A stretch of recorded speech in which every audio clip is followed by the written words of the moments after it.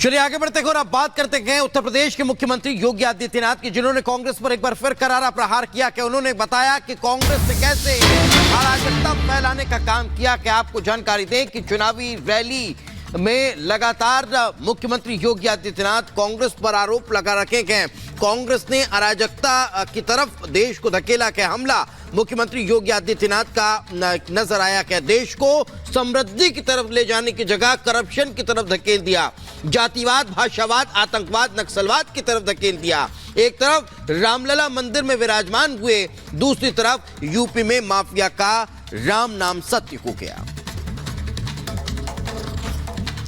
तो कोई भी कार्य अच्छा नहीं लगता, और जब भी कोई जिम्मेदारी दी जाती है कांग्रेस उसको किस तरीके से अव्यवस्था और अराजकता का शिकार बना देता है। यह देश आजाद हुआ 1947 में, देश की सत्ता कांग्रेस के हाथों में आई। कांग्रेस ने देश को समृद्धि की ओर ले जाने की बजाय अव्यवस्था, अराजकता, जातिवाद, भाषावाद, क्षेत्रवाद, आतंकवाद, नक्सलवाद इधर धकेल दिया। 2017 के पहले उत्तर प्रदेश में कोई जाना नहीं चाहता था।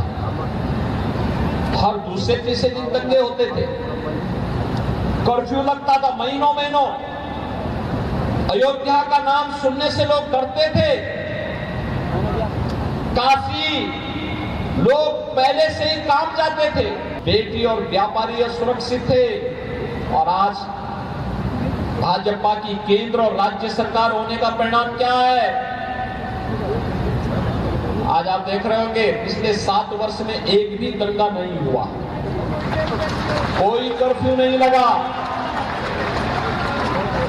बेटी और व्यापारी पूरी तरह सुरक्षित है। काशी में काशी विश्वनाथ धाम का कॉरिडोर और विंध्याचल में विंध्यवासिनी धाम का कॉरिडोर बन गया।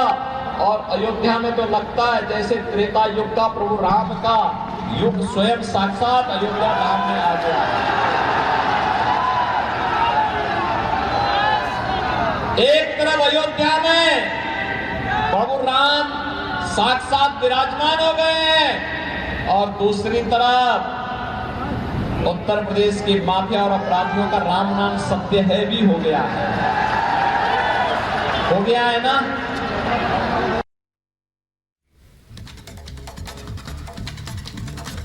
और इधर गाजियाबाद में अतुल गर्ग के लिए मनोज तिवारी ने प्रचार किया। आपको बता दें कि मनोज तिवारी ने गीत गाकर लोगों से वोट मांगे, वोटों की अपील की। ये बड़ी गाजियाबाद में अतुल गर्ग के लिए मनोज तिवारी ने प्रचार किया। किस तरीके से गीत गाया कर बोला, रंगना है भगवा चोला, भगवा चोला। हर सड़क बनेगी, पुल भी बनेगा, होगा बम बम भोला। भारतीय उमड़ के बोला, रंगना है भगवा चोला। गाजियाबाद गाजियाबाद उमड़ के बोला, रंगना साहिबाबाद उमड़ के बोला, बहना ने उमड़ के बोला, रंगना। दोनों हाथ उठा के बोले ओम नमः पार्वती पते हर हर महादेव। भारत हर्षा कर बोला, रंगना है भगवा चोला। भगवा चोला। हर सड़क बनेगी, पुल भी बनेगा, होगा बम बम भोला। तो अयोध्या में प्रभु श्री राम के दर्शन के लिए कैसे भक्त उमड़ रखे हैं, इस बात की जानकारी आपको दे देते हैं। अब बात एनआरआई अलग अलग देशों के एनआरआई प्रभु श्री राम के दर्शन करने के लिए अयोध्या पहुंच रखे हैं। 28 देश के 88 एनआरआई जो हैं वो अयोध्या पहुंचे हुए हैं। प्रभु श्री राम के न सिर्फ दर्शन किए बल्कि सरयू तट पर पहुंचे, आरती पूजन में शामिल हुए, तो वहीं हनुमानगढ़ी में भी उन्होंने दर्शन किए।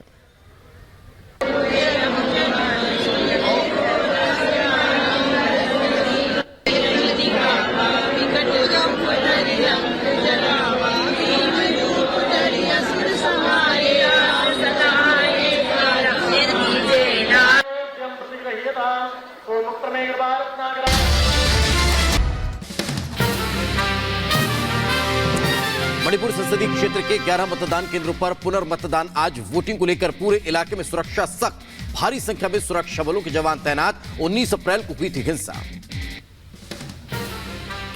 आज यूपी के अलीगढ़ दौरे पर रहेंगे पीएम मोदी। दोपहर करीब 2 बजे नुमाइश ग्राउंड में इस जनसभा को करेंगे संबोधित। बीजेपी प्रत्याशी सतीश गौतम के समर्थन में वोट की करेंगे अपील। बीजेपी अध्यक्ष जेपी नड्डा छत्तीसगढ़ में भरेंगे चुनावी हुंकार। 3 जनसभाओं को करेंगे संबोधित। बिलासपुर में सुबह 11:45 पर तो दुर्ग में दोपहर 1:35 पर तीसरी जनसभा रायपुर में करेंगे संबोधित।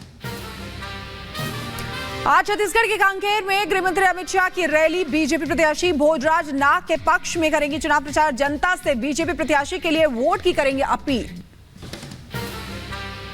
आज आगरा के दौरे पर रहेंगे मुख्यमंत्री योगी आदित्यनाथ। फतेहपुर सीकरी लोकसभा क्षेत्र स्थित किरावली में जनसभा को करेंगे संबोधित। फतेहपुर सीकरी सीट पर मौजूदा सांसद राजकुमार चाहर के समर्थन में करेंगे वोट की अपील। सिलीगुड़ी में जनसभा के दौरान बोले राजनाथ सिंह, कहा भारत की बढ़ रही है ताकत। पीओके के भाई बहन खुद भारत के साथ आने की करेंगे मांग। पीओके हमारा था, हमारा है और हमारा रहेगा। पीओके हमारा था, पीओके हमारा है, पीओके हमारा रहेगा। आज सियाचिन के दौरे पर रहेंगे रक्षा मंत्री राजनाथ सिंह। दुनिया के सबसे ऊंचे युद्ध क्षेत्र में तैनात भारतीय सैनिकों से करेंगे बातचीत। तेजस्वी यादव ने अमित शाह को सत्तू पीने की दी सलाह। कहा अमित शाह जी जब भी बिहार आए तो सत्तू पिए, इससे शरीर ठंडा और दिमाग शांत रहता है। सत्तू पीने से बिहार की जानकारी भी हो जाएगी। अमित शाह जी आए बिहार तो सत्तू पिए। सत्तू पीने से शरीर ठंडा और दिमाग शांत रहता है और बिहार के बारे में ज्यादा जानकारी प्राप्त कर सकते हैं। बीजेपी सांसद मनोज तिवारी ने गाजियाबाद से बीजेपी उम्मीदवार के लिए किया प्रचार। गाना गाकर अतुल गर्ग के समर्थन में वोट देने की अपील की। भारी संख्या में मौजूद रहे बीजेपी कार्यकर्ता। बिहार के सारण से बीजेपी उम्मीदवार राजीव प्रताप रूडी का रोहिणी आचार्य पर तंज। कहा मौसम है खराब, मन की तिलमिलाहट और हार की आवाज की वजह से रोहिणी आचार्य दे रही हैं विवादित बयान।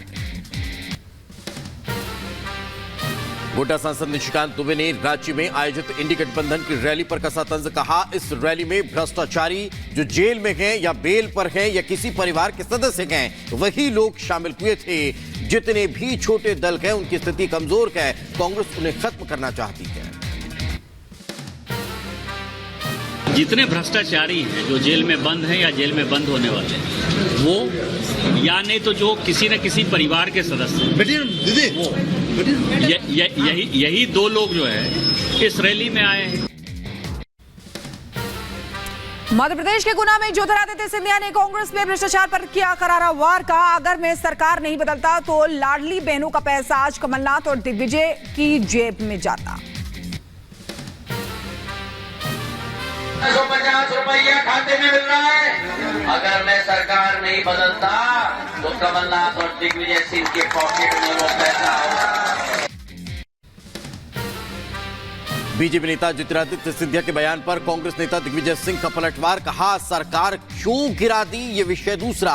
सिंधिया ने कहा था कि उनकी पार्टी भाजपा जो है वो पाकिस्तान की आईएसआई की समर्थक है। यूपी के अंबेडकर नगर में लोकसभा चुनाव की नामांकन प्रक्रिया को लेकर तैयारियां तेज। प्रशासन के आला अधिकारियों ने परिसर का निरीक्षण किया।